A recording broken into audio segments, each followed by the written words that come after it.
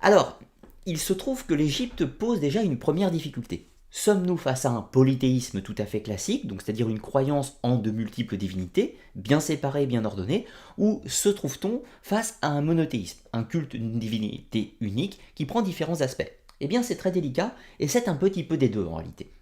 Pour faire un petit comparatif, dans la religion chrétienne par exemple, il y a un Dieu manifesté sous trois formes différentes, le principe de la Trinité si vous préférez, mais il y a bel et bien un Dieu unique, il n'existe pas d'autre divinité. Dans la mythologie nordique, par exemple, il existe un panthéon avec plusieurs divinités, tous ayant des rôles bien définis, des fonctions bien définies et pouvant s'opposer entre eux. Il n'y a pas une divinité unique duquel sont nées toutes les autres. Donc c'est un véritable polythéisme.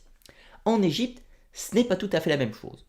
À l'origine, si on fait une simplification avant de rentrer dans le détail de chaque cosmogonie, il y a une sorte d'océan primordial, une béatitude primaire que l'on appelle le Noun. Voilà, l'océan primordial, encore une fois, ou les eaux au sens primitif. De là va émerger, naître de lui-même, dans une fleur de lotus habituellement, une première divinité, qui va prendre des noms différents suivant les régions. Cette première divinité va, avec son souffle, le verbe, le logos si vous préférez, créer d'autres divinités. Mais en Égypte, il y a donc bel et bien une divinité d'origine, un point de commencement, un démiurge créateur du monde et de cette organisation, et qui va par son pouvoir manifester d'autres divinités, d'autres aspects de son propre pouvoir, si l'on peut dire. Donc en Égypte, nous sommes bel et bien sur une sorte de monothéisme primitif qui a une apparence de polythéisme, puisque certains chercheurs vont même aller jusqu'à nous dire que toutes les divinités de l'Égypte ne sont qu'une manifestation de cette divinité primordiale. Et de ce fait, on pourrait faire un comparatif avec le mazdéisme ou même le zoroastrisme, avec ce principe de cette divinité unique, Ahura Mazda, qui manifeste son pouvoir sous des formes différentes par un panthéon de divinités. Donc l'Égypte n'est pas un véritable monothéisme en soi, mais néanmoins peut en prendre certains aspects, et ce qui peut d'ailleurs, par les jeux d'influence, expliquer en partie le développement du monothéisme chez les Hébreux par la suite. Faisons un point également sur la réforme d'Akhénaton. Il est habituel de voir sur Internet, ou même dans certains livres, que Akhénaton, Aménophis IV de son vrai nom, a imposé un culte monothéiste en Égypte, avec le culte du dieu solaire Aton. Mais ce n'est pas tout à fait cela en réalité.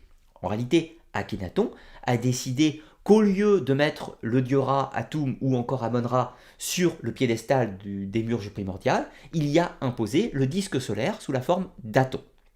Mais tout en considérant, ou plutôt en ne niant pas l'existence des autres divinités, mais en considérant tout simplement que toutes ces divinités n'étaient que des manifestations du pouvoir du dieu Aton, et qu'il était donc inutile de révérer ce multiple panthéon divin, et qu'il valait mieux s'adresser directement au démiurge créateur central, qui est le disque solaire Aton.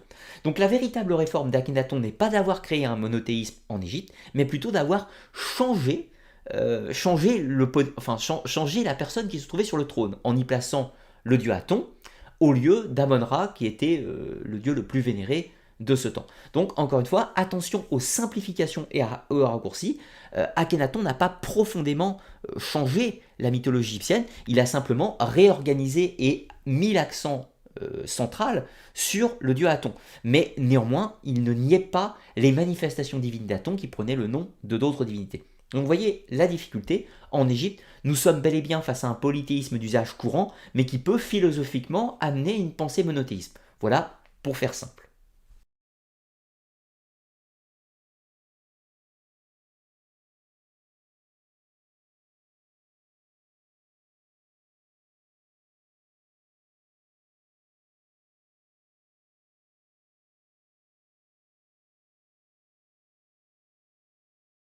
Christiane Desroches-Noblecourt, 1,55 m, une géante de l'égyptologie. Jamais les Égyptiens, les vrais, les prêtres, les gens cultivés n'ont cru qu'il y avait des multitudes de dieux avec des têtes animales. Ça c'est faux, et dans tous les manuels actuels, vous lisez encore des gens qui vous disent les dieux. Mais c'est faux. Les Égyptiens croyaient en une force supérieure. Le peuple disait, bon, c'est Dieu, il est là, Allah. C'est comme maintenant. Ils faisaient leur prière au soleil.